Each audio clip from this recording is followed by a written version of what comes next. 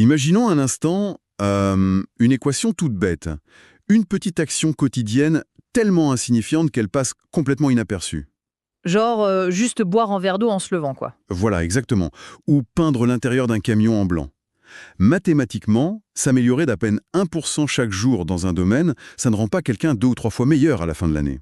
Non, ça rend la personne presque 38 fois meilleure. 38 fois, c'est dingue. Et aujourd'hui, pour cette nouvelle exploration, on plonge au cœur d'un grand mythe de la psychologie humaine. Cette illusion tenace selon laquelle pour changer et pour s'aimer un peu plus, il faudrait tout révolutionner du jour au lendemain. C'est une illusion qui fait énormément de dégâts, en fait. Et pour cette session, on a croisé des sources absolument massives. Ah oui, la montagne de données qu'on a épluchées, c'est impressionnant. Totalement. On parle d'ouvrages fondateurs de la psychologie comportementale, comme Atomic Habits de James Clear ou The Compound Effect de Darren Hardy.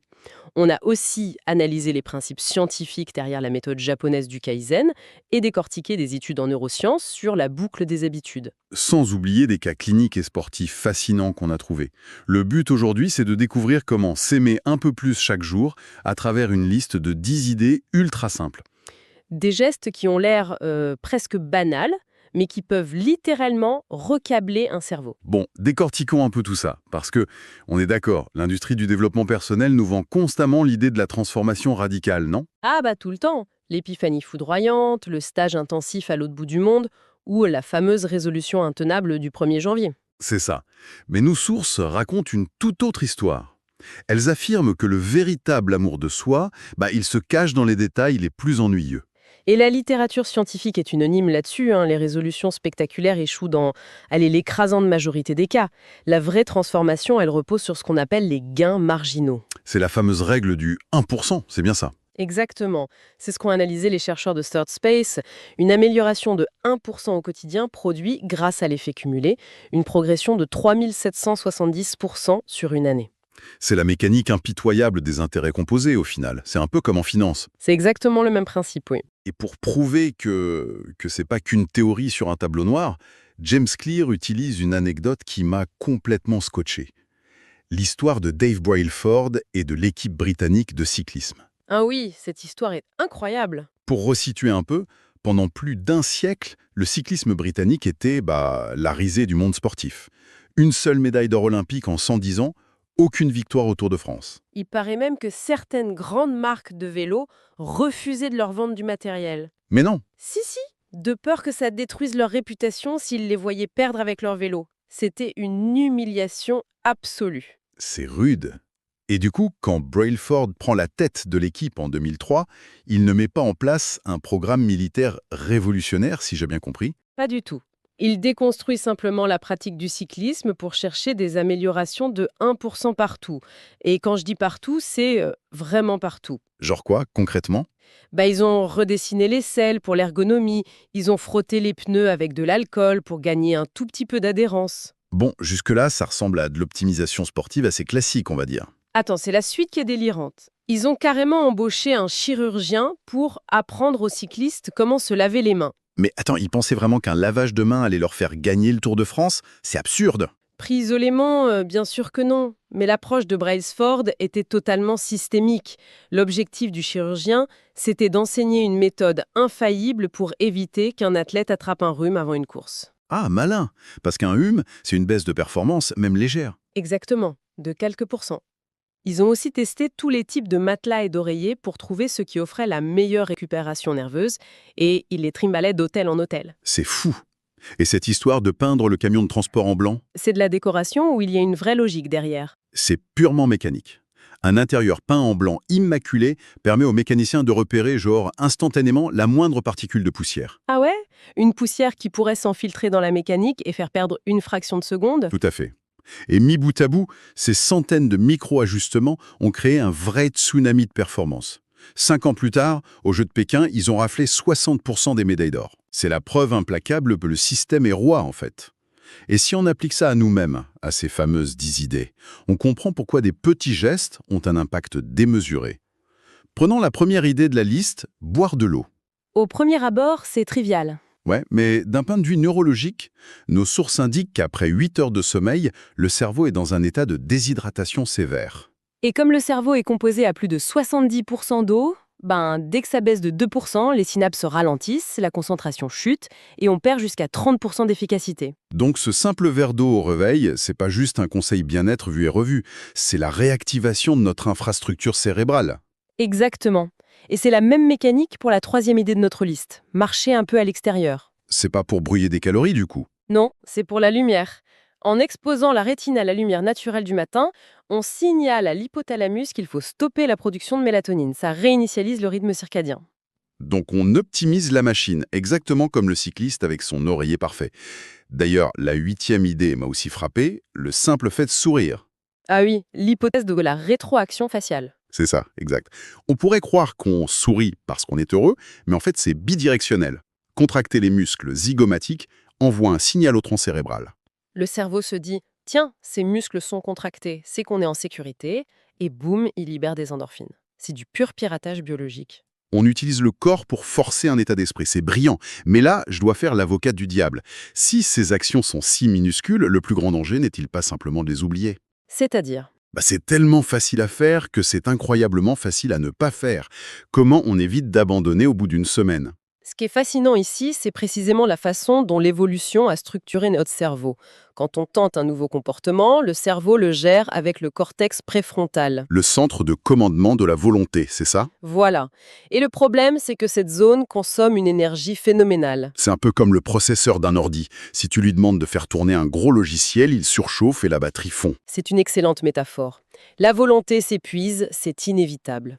L'astuce, c'est de transférer la charge vers les ganglions de la base, le système qui gère les automatismes en arrière-plan. La fameuse boucle signal, routine, récompense. Exactement. Une fois transféré là, ça ne coûte plus d'énergie. Tu ne te forces pas pour attacher ta ceinture en voiture, ça se fait tout seul. Mais ce transfert, il prend du temps, non? Oui, et le Journal européen de psychologie sociale a mesuré ça. En moyenne, il faut 66 jours de répétition pour créer cette autoroute neuronale. 66 jours. C'est long. Et c'est là qu'intervient la règle des 2 minutes dont parlent nos sources, pour survivre à cette période sans épuiser le processeur central. Tout à fait. L'idée, c'est de réduire l'habitude à sa forme la plus ridicule. Ce qui nous amène à la deuxième idée, lire 3 pages. Au lieu de se dire « je vais lire un chapitre entier tous les soirs », ce qui crée une résistance énorme après le boulot. On lit juste 3 pages. C'est si court que le cerveau n'a pas le temps de déclencher son signal d'alarme contre l'effort. Et le but n'est que d'accumuler de la connaissance à ce stade, mais bien de créer l'autoroute neuronale.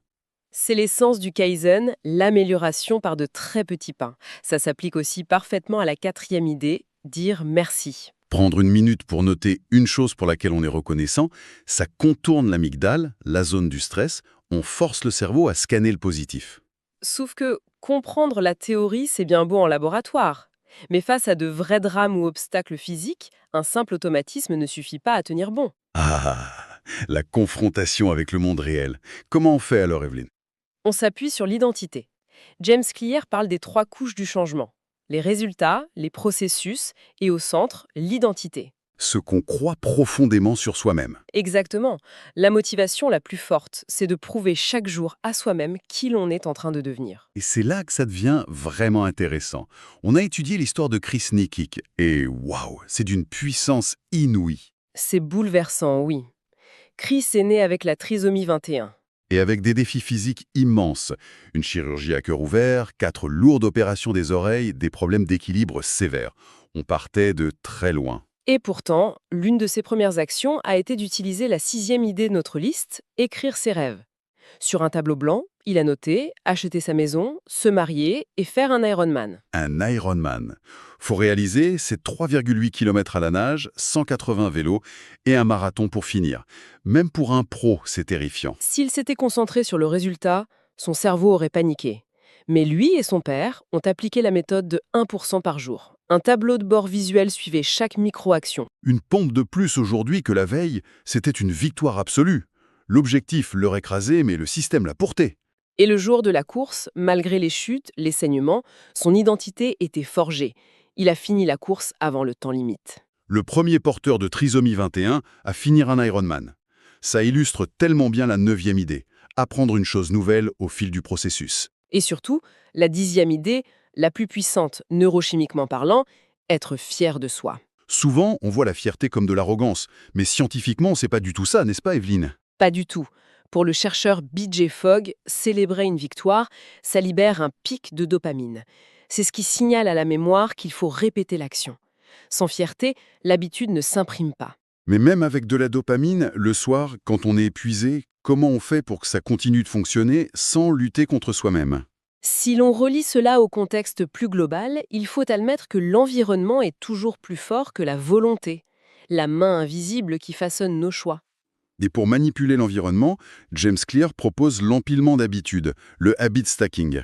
Voilà, on greffe une nouvelle habitude sur une ancienne déjà solide. Genre, si faire couler le café c'est automatique, pendant que ça coule, j'écris ma gratitude. C'est ça. Et il faut aussi gérer son énergie mentale, d'où la 5e idée, se reposer. La pause, c'est pas un échec de productivité. Non, avec la méthode Pomodoro, tu travailles 55 minutes, puis tu t'arrêtes 5 minutes.